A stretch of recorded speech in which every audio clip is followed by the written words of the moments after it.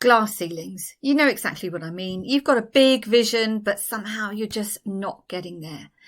It's very challenging when there is so much negative stuff going on around you to try and break through those glass ceilings. You know that you've got to do it. Your mind, your brain is telling you that you can do it, but something is just holding you back. And that's what I want to talk about in this video, as well as giving you some ideas about how you can start to, even if you don't break through that glass ceiling, to at least drill a few holes through it.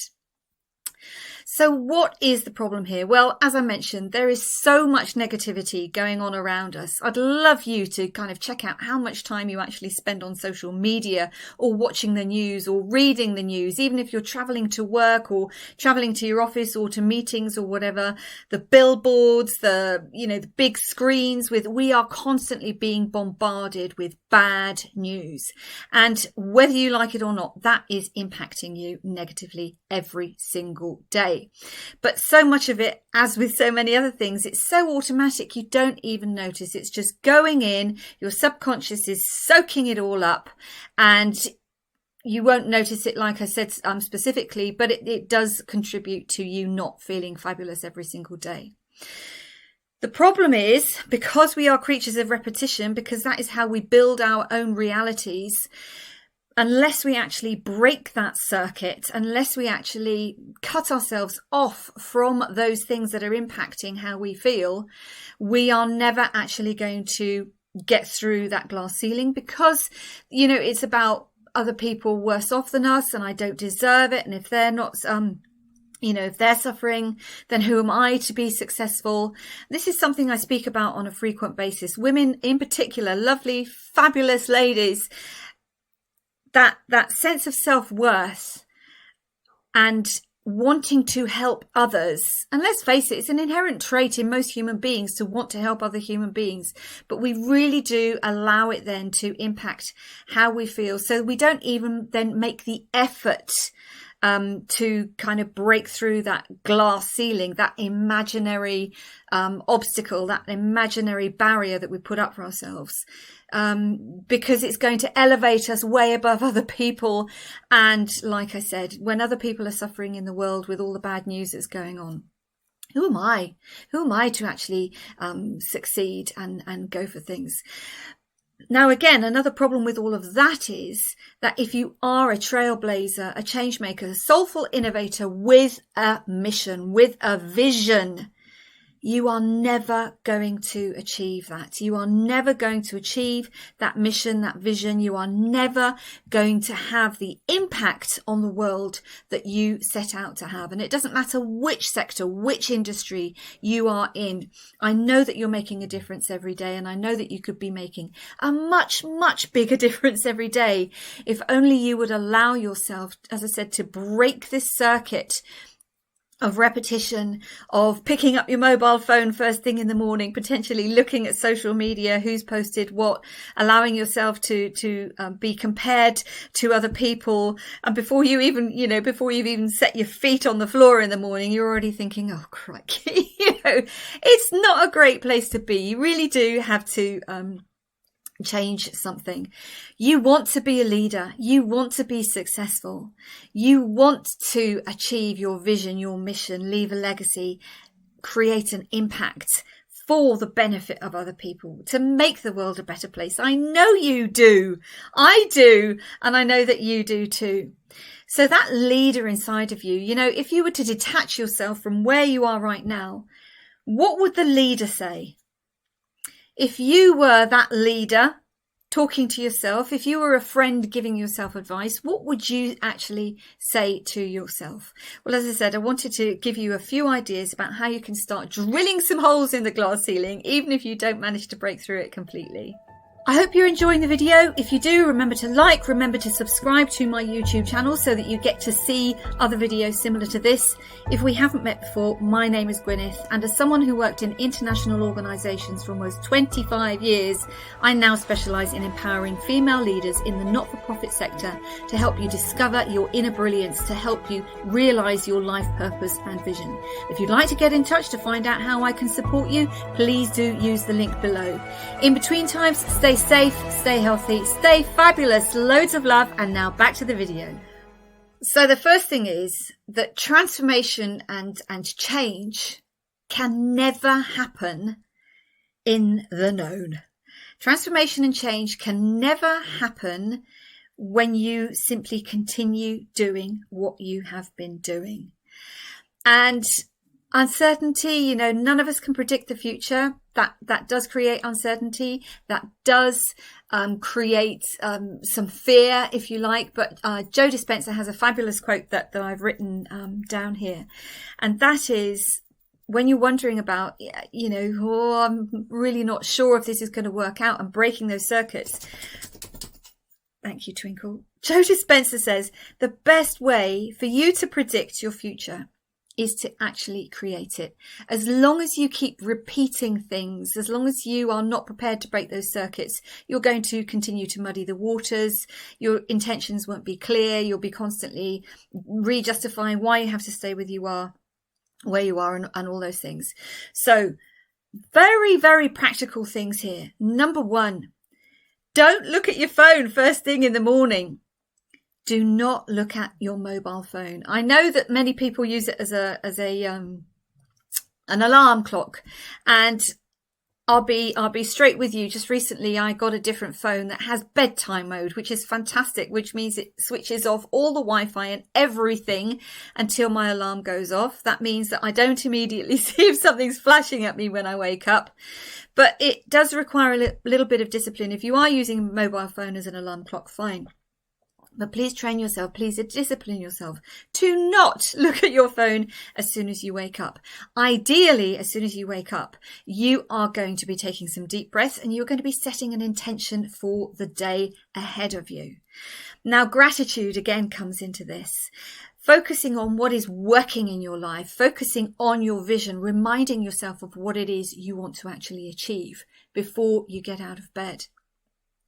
Another thing, do not watch the news. Now, I have not turned a news channel on purpose, or read a newspaper on purpose, probably for 7 or 8 years now. Pretty much since I started doing this work, because the research I did into emotional intelligence and how we learn and how these things impact us on a daily basis, it's like flipping heck, that's no good. So to the extent possible, even if your job requires you to be informed about what is going on in your sector, absolutely fine. But please don't be one of these people who says, well, I have to watch the 6 o'clock news, or I have to watch the 10 o'clock news because I have to be informed. Believe me, in the beginning, it feels uncomfortable. But after a while, you will see that actually you get on absolutely fine without watching the news. Now, from the perspective of what you are actually doing, it's a great idea a couple of times a year to actually check in with yourself and ask yourself, is the service I'm providing, or is the work that I'm doing, is that still aligned with who I really am? Does it still bring me joy? Because as a human being, you are growing every single day. The experiences you have, the emotions you feel, the people you meet, the things that you learn, the new knowledge that you gain, you're developing your personality every single day. You're not the same person today that you were yesterday, last week, and certainly not last year.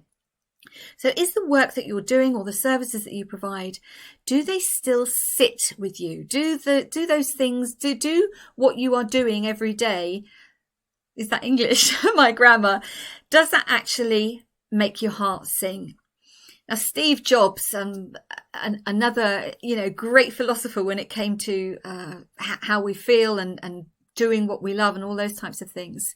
He said something along the lines of, you need to ask yourself every morning in the mirror, does what I'm about to do, does it bring me joy? Do I love what I'm about to do?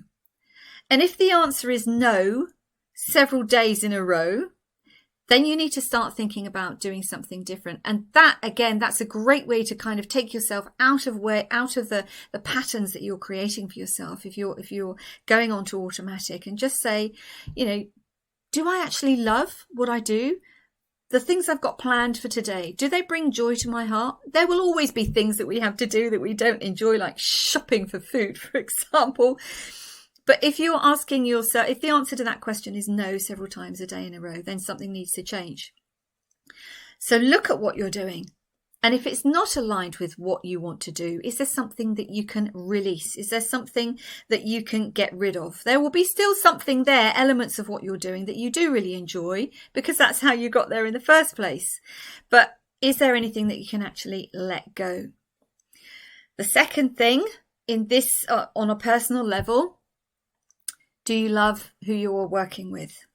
Now, particularly from an entrepreneurial perspective, or from a consultant's perspective, if you're a coach, if you're a service provider in your own right, you will find that the longer you are in work, the pickier you get about the type of people you want to work with. And it is okay to fire clients, or to say, after this contract is up, we won't be renewing because, I'm developing in a different direction or whatever. Be very honest with yourself about that, because the energy of others can really, really bring you down. I have a conversation with my mum in the mornings. She must not ask me how I sleep, because if I've had a bad night, it's like, oh, crikey, I'm tired. By all means, how am I feeling today? Fabulous. But it's the same with clients. If they're not helping you to stay positive, feeding positive energy to you so that you are, so that you feel fantastic about yourself, then potentially you need to take a close look about the type of people that you really do want to work with.